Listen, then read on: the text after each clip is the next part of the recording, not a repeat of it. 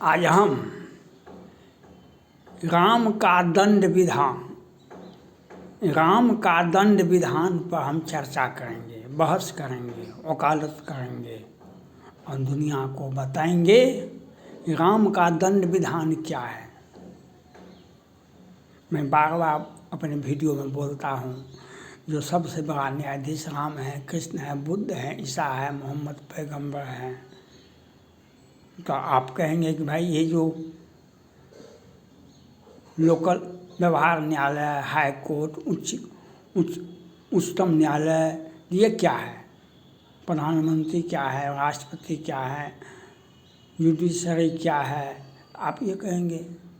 लेकिन हमने बार बार कहा राम का सबसे बड़ा न्यायाधीश राम होते हैं। तो राम का दंड विधान क्या है, इसको समझना न पड़ेगा भाई। जब आपके घर में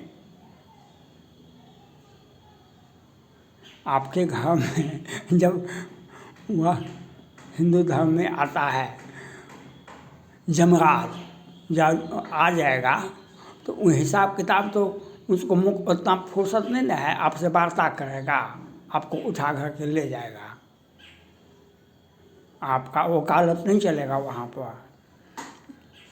तो राम का दंड विधान क्या है? राम का दंड विधान क्या है? आप राम को देखे बचपन में, उनको विश्वामित्र मुनि ने राजा दशरथ से मांग करके ले गए। राजा दशरथ ने कहा, वो आवेश आ गया तो कहा, तब वशिष्ठ मुनि ने आगे समझाया, जो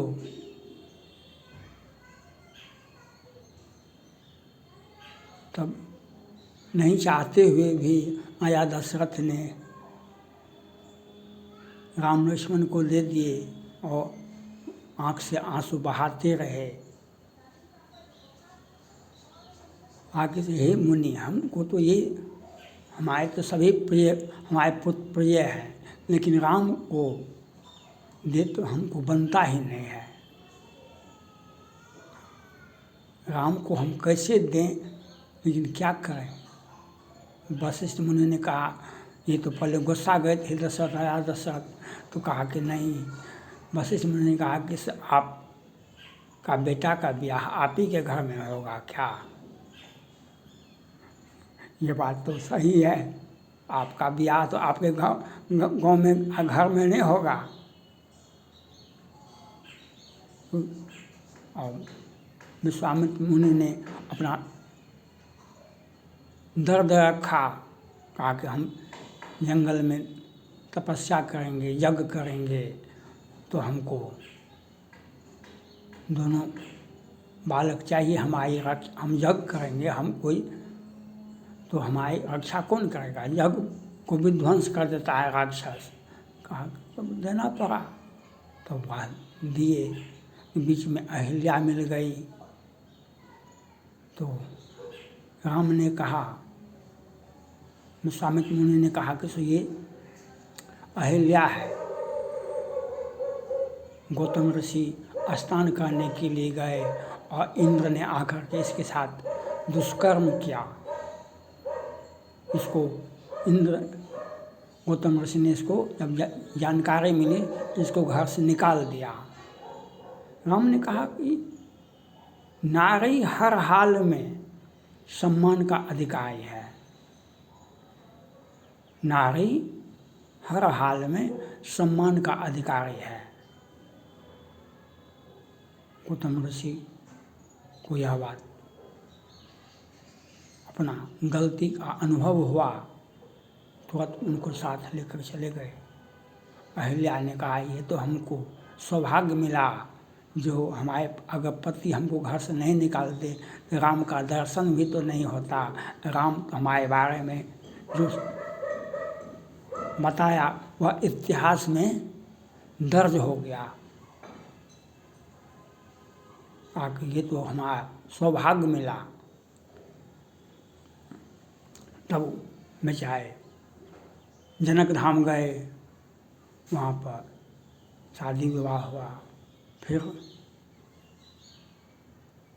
अयोध्या आए तो राजा दशरथ ने कहा कि अब तो राम हर तरह से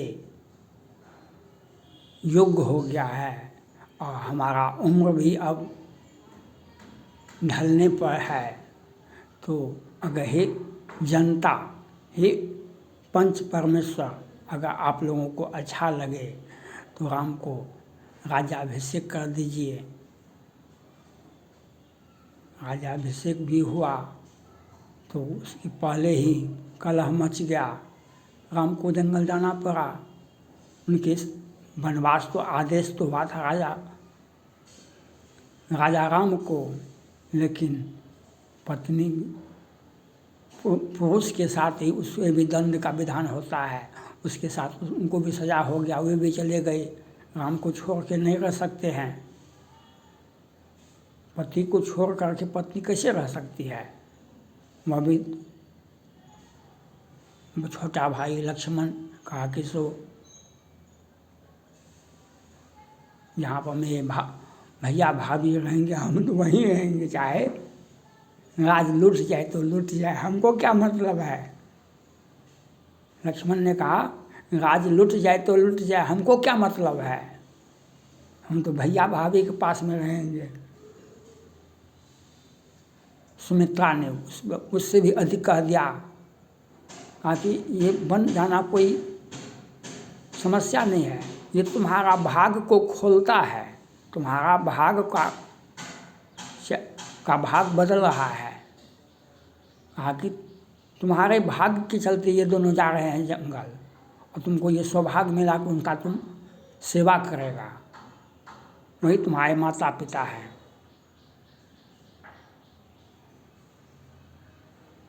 सुमित्रा ने कहा पूजनीय प्रिय परम जहाँ थे, सब मानिए राम के नाते, राम का कृपा होगा तो पत्नी भी प्रिय भी और जितना भी है सब आप पे ऊपर दया करेगा।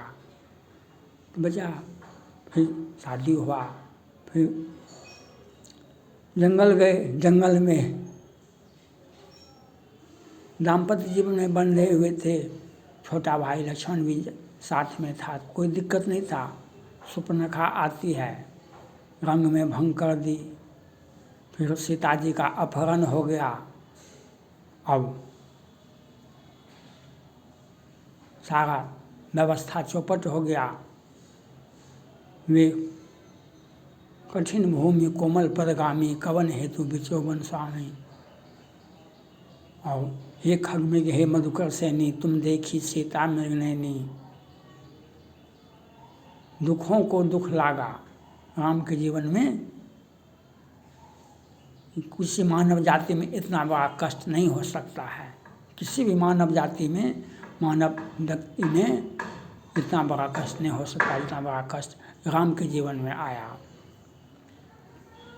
तो पता चला रावण ने ऐसा किया, तो वहाँ पर हुआ पहुँचा तो हनुमान जी पहले गए। राजा नहीं जा सकते हैं, सब जगह पहले मंत्री जाएंगे, पहले सेवक जाएंगे, सेनापति जाएगा, पहले राजे चले जाएंगे। हनुमान जी गए तो अशोक वाटिका में सीता जी से भेंट हुआ। सीता जी को प्रताड़ित किया गया था। हनुमान जी ने अशोक वाटिका में सीता जी के आदेश से फल फूल खाया तो खो दिया। तो वहाँ पर रावण का सबसे छोटा पुत्र अक्षय कुमार आया, वह भी तो उस दोनों में युद्ध हुआ तो वह मारा गया।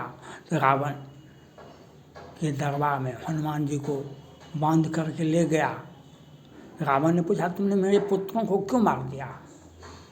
आकर हम कहाँ मारे, हमने तो नहीं मारा, जिन मोहि मारा ते मैं मारे, ते पर बांधे तने तुम्हारे। हमको मारा लोगों ने, हमने भी मारा, उसमें आपका पुत्र मर गया, इसमें हमारा क्या दोष है? रावण पुत्र शोक को सहते हुए कहा कि इसको ही मार दो। विभीषण ने कहा कि इसको कैसे मारा जाएगा, ये तो दूत है। किसी राजदूत को नहीं मार सकते हैं। कहा कि तो दूसरा उपाय लगाओ, तो इसका पूँछ में आग लगा दो। हनुमान जी चाहबे करते थे। तो राम का दंड विधान देखिए, रावण का पुत्र भी मारा गया, फिर लंका में आग भी लगा दी हनुमान जी ने। लंका भी उलट पुलट, लंका सब जा रही, कूद पड़ा पुण्य सिंधु मझा रही, और लंका को भी जला दिए। और राम ने फिर आगे युद्ध हुआ तो राम ने सबको मार दिए। रावण ही मारा गया, कुंभकर्ण ही मारा गया, मेघनाद ही मारा गया, सबके सब मारे गए।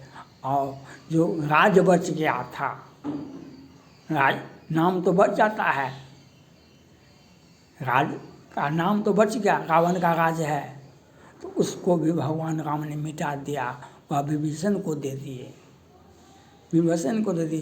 तो राम का दंड विधान ऐसे है, राम का दंड विधान ऐसे है। तो आपको दिमाग में अटवा लेना चाहिए, जो वो जो दंड देंगे आपको, अभी क्या होता है, कहीं कोई हत्या हो जाए, फांसी दे दिया, निर्भया के साथ रेप किया गया, तो उस 6 लड़के को, मासूम लड़के को फांसी दे दिया गया, यही है। लेकिन राम का दंड विधान उससे बड़ा है। कोई अपराध कीजिए तो फांसी दे देगा न्यायालय, और क्या करेगा।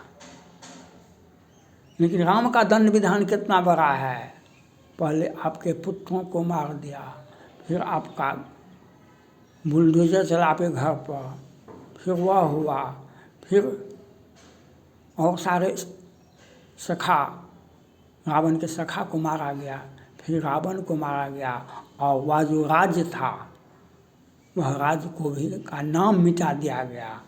तो राम का दंड विधान ये है, आपके दिमाग में नहीं अटता है। सावन के अंधे हरो अंग सोझो, राम का दंड विधान ये बाइबिल भी कहता है, ड्रॉ दिस सीट, रामचरितमानस भी कहता है, दुख सुख कर को नहीं दाता, कर्म सुहा सुख दे विधाता। गीता भी कहता है, कर्मण्येवाधिकारास्ते मा फलेषु कदाचन। तो जितने भी धर्म ग्रंथ हैं, चाहे कुरान हो या बाइबिल हो या गीता हो या रामचरितमानस हो, कि भगवान बुद्ध का अष्टांग मार्ग हो, कि सिख का गुरु ग्रंथ साहिब हो, तो जो दंड है, राम का दंड विधान सबसे बड़ा है। राम का दंड विधान सबसे बड़ा है, कृष्ण का दंड विधान सबसे बड़ा कड़ा है। इस कोर्ट में तो हम बच जाएंगे, इधर से उधर, उधर से उधर, इधर से उधर, उधर से उधर मार देंगे आप। नहीं होगा तो पॉलिटिक्स करना शुरू कर देंगे, जिस पार्टी की सत्ता है उसी पार्टी में हम भी चले जाएंगे, तो बच जाएंगे। सत्ता के विरुद्ध में जजमेंट बहुत कम आता है, सत्ता के विरुद्ध में जजमेंट बहुत कम आता है। लेकिन बिहार में हजार लोगों को छोड़ दिया गया। इसके पहले भी कई हजारों हत्या की मामला को बिहार सरकार और न्यायालय व्यवस्था में दबा के रखा हुआ है। लेकिन उनको मैं बता देना चाहता हूँ, राम का दंड विधान जो है ना, वह यह होगा जो राम ने दंड दिया, वही राम का दंड विधान है।